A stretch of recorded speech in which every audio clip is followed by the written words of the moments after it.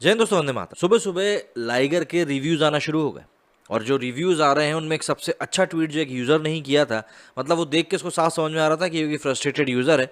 उसने लिखा था कि अगर अनन्या पांडे एक एक्टर है तो फिर मैं बैटमैन। मतलब इस बात से साफ तौर पर समझ में आता है। इसके अलावा एक ये कुत्ते की तस्वीर भी काफ़ी वायरल हो रही है कि भैया असल में लाइगर यही है। तो छोटी मोटी बात नहीं है कि अगर आप इतना सारा पैसा लगा रहे हो, आप इतनी बड़ी मूवी बना रहे हो और उसके बाद इस तरह की कुछ अगर चीज़ें निकल कर सामने आती हैं तो भाई पब्लिक को समझ में आ रहा है कि आपसे चीज़ें सही से नहीं हो रही हैं। मतलब लाइगर को अगर मैं एक मिस्ड अपॉर्चुनिटी कह रहा हूँ ना, तो वो कहीं से कहीं तक भी गलत बात नहीं है, क्योंकि लाइगर के रूप में इनके पास एक अच्छा एक्टर था, एक बहुत अच्छी कहानी का बेस था, आपके पास पूरी टीम है, पैसा आपके पास है ही। लेकिन उसके बाद भी अगर आप डिलीवर नहीं कर पा रहे हो तो कहीं ना कहीं ये एक बहुत बड़ी प्रॉब्लम आपके कॉन्शियस से, क्योंकि कहीं ना कहीं आपको समझ में नहीं आ रहा है कि आप क्या चीज़ गलत कर रहे हो और कहाँ पर ऑडियंस आपसे क्या चीज़ चाह रही है। अगर साउथ में इसी दौर में मूवीज़ बन के आ रही हैं और काफ़ी बड़ी हिट हो रही हैं, हाँ ये बात है, दो तीन मूवी हिट हुई हैं, लेकिन दो तीन मूवी जो बॉलीवुड की हिट हुई हैं आप उनका कलेक्शन देखिए और दो तीन मूवी जो साउथ की हिट हुई हैं उनका कलेक्शन देखिए। तो यहाँ पर ये नहीं कह सकते कि यार साउथ की भी दो तीन ही हिट हुई है। उनकी हिट 1,000 करोड़ में जा रही है और हमारी हिट 200 करोड़ जा रही है। ठीक है, पर बात वो ये लोगों को समझाने से कोई मतलब नहीं है। यहाँ हम लोग लाइगर के बारे में बात कर रहे हैं। देखिए, लाइगर का जो जिस तरीके से अब हश्र होता हुआ दिखाई दे रहा है, पहले दिन का कलेक्शन बहुत अच्छा निकल कर सामने आया है, लेकिन उसमें मेजॉरिटी साउथ की है। इसको जो प्रोड्यूस किया जा रहा था, इसको प्रमोट किया जा रहा था कि नहीं भैया ये एक बॉलीवुड मूवी है, तो हिंदी पट्टी पे तो उसका कलेक्शन मतलब काफ़ी कम निकल कर सामने आया। शोज़ कम थे, समझ में आ रहा है।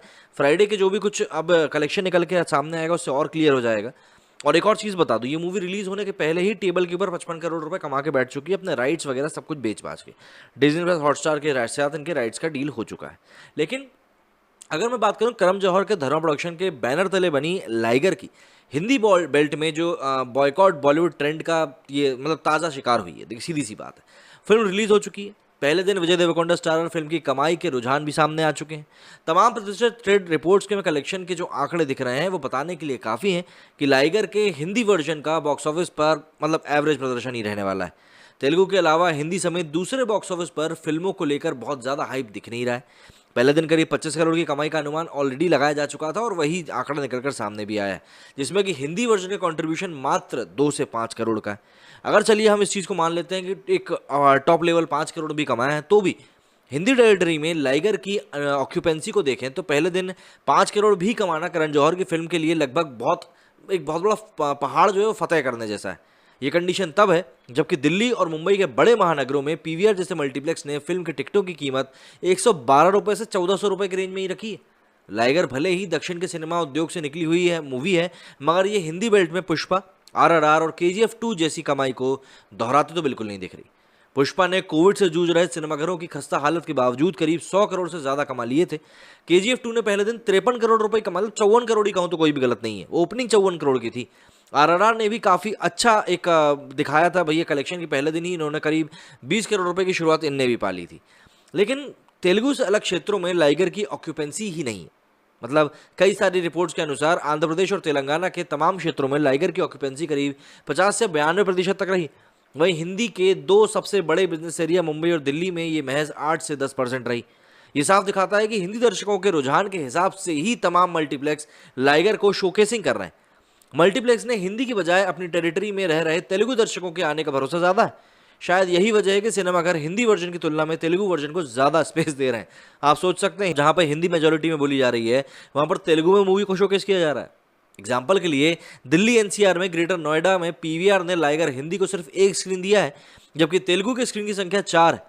और ठीक इसी तरीके से पीवीआर मुंबई में भी एक इलाके में पहले दिन तेलुगु वर्जन 5 स्क्रीन पर दिखाया गया, जबकि हिंदी वर्जन को महज एक स्क्रीन पर दिखाया जा रहा है। काफ़ी हद तक ये समझा जा सकता है कि बॉयकॉट बॉलीवुड कैंपेन और पिछली तमाम फिल्मों के हश्र ने मल्टीप्लेक्स को शायद एक वार्निंग मिल चुकी है, चेतावनी मिल चुकी है कि भैया अब इसी पर आगे बढ़ते दिखाई देना है।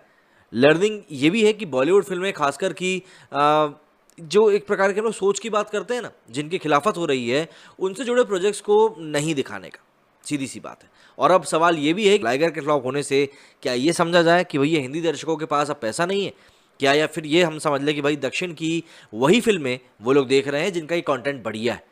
बाकी दक्षिण की भी तमाम फिल्में, मतलब कि पुष्पा की बात कर सकते हैं, आरआरआर की बात करते हैं, केजीएफ 2 की बात कर सकते हैं, इन्होंने धुआंधार कमाई करी थी, इसमें कोई दो मत नहीं।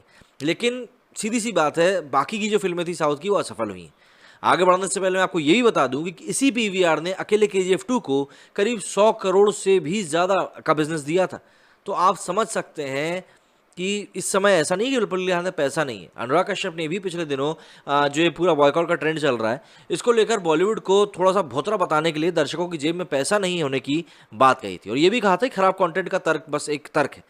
लेकिन ये उनकी निजी विश्लेषण हो सकता है। राधेश्याम से लेकर कच्चा सुदीप की विक्रांत रोना, या फिर साउथ की वो फिल्में जो इस साल अब तक रिलीज हुई हैं और बहुत ज़्यादा उल्लेखनीय कमाई नहीं कर पाई हैं, उनके एग्जाम्पल से आसानी समझा जा सकता है कि प्रभास की राधेश्याम द कश्मीर फाइल्स के साथ रिलीज हुई थी। देखिए, दोनों फिल्मों के कंटेंट से समझा जा सकता है कि व्यापक दर्शक किस फिल्म को देखने पहुंचा था। द कश्मीर फाइल्स के तूफान में राधेश्याम खत्म हो गई थी, ये चीज़ हमको समझनी चाहिए। विक्रांत रोना को सलमान ने प्रेजेंट किया था, हिंदी पट्टी में जोर शोर से प्रचार भी हुआ था, लेकिन रिलीज से कुछ हफ्ते पहले हिंदी को लेकर कच्चा सुदीप का बयान फिल्म के खिलाफ गया, जबकि उससे बहुत पहले अल्लू अर्जुन की फिल्म पुष्पा द राइज आनंद फानन में रिलीज हुई थी, लेकिन दर्शकों ने उसे बहुत प्यार दिया था। कंटेंट के अलावा भी एक वजह बॉलीवुड की फिल्म 83 को सबक सिखाना भी था। इस बीच दक्षिण के कुछ निर्माताओं को लगा कि वे दर्शकों के विरोध को भुनाने के लिए अपनी डब फिल्में सफल करवा लेंगे, मगर सबकी सब खारिज हो गई। और इसमें एक ट्रेंड है, वो चाहे कच्चा सुदीप हो या फिर कमल हसन, हिंदी के दर्शक भेदभावपूर्ण राजनीतिक पक्षधारता दिखाने वाले कलाकारों की फिल्म खारिज कर देते हैं। जबकि इसी दौरान दक्षिण से ही बिना तैयारी की आई कार्तिकेय 2 जैसी फिल्म का उदाहरण दिलचस्प है। निखिल सिद्धार्थ की एक फिल्म कार्तिकेय 2 को महज 50 स्क्रीन पर शोकेस किया गया था, और वर्ड ऑफ माउथ पब्लिसिटी ऐसी थी कि फिल्म कुछ ही दिनों में 1000 से ज़्यादा स्क्रीन पर दिखाई जाने लगी। पहले दिन 7 लाख कमाने वाली फिल्म का हिंदी वर्जन का दूसरे हफ्ते तक 20 करोड़ से ज़्यादा का बिजनेस कर लेना ही अपने आप में एक मिसाल है। सिर्फ हिंदी वर्जन की कमाई फिल्म के कुल बजट के बराबर हो चुकी है।